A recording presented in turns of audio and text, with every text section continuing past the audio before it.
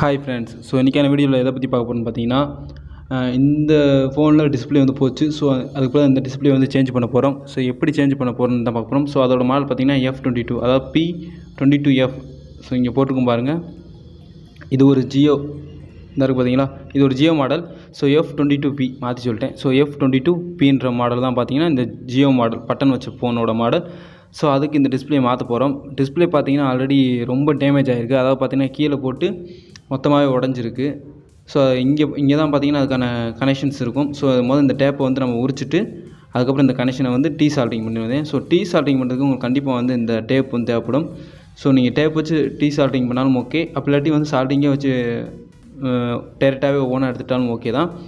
So நான் ஒரு கையில் பிடிச்சிட்டு பண்ணுறதுனால தான் பார்த்தீங்கன்னா சால்ட் பண்ணுறது உங்களுக்கு காமிக்க முடியல. ஸோ இந்த ஃபோனோட டேமேஜ் வந்து உங்களுக்கு காமிக்கிறேன் பாருங்கள்.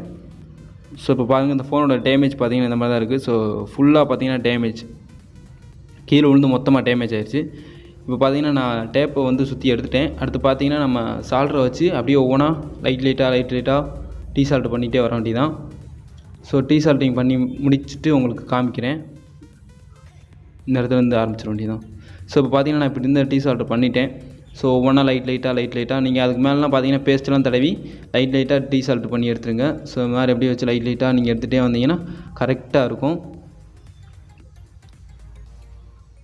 ஸோ நெக்ஸ்ட்டு பார்த்தீங்கன்னா நம்ம புதுசாக வாங்கிட்டு வந்த அந்த டிஸ்பிளேயில் பேஸ்ட் வச்சு சால்ட்டிங் பண்ணிக்கோங்க. லைட்டாக வந்து சால்ட்டிங் வச்சுக்கோங்க. அப்படின்னா தான் பார்த்தீங்கன்னா இங்கே வேகமாக உட்கார வைக்கிறப்போ கரெக்டாக உட்காரும்.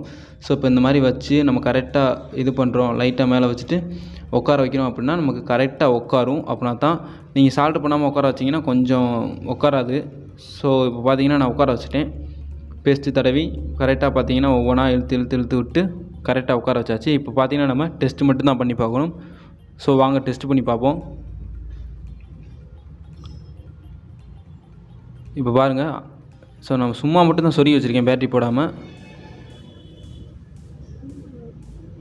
ஸோ வந்துட்டு போயிடும், பேட்டரி போடல. ஸோ ஓகே, தேங்க்யூ ஃபார் வாட்சிங்.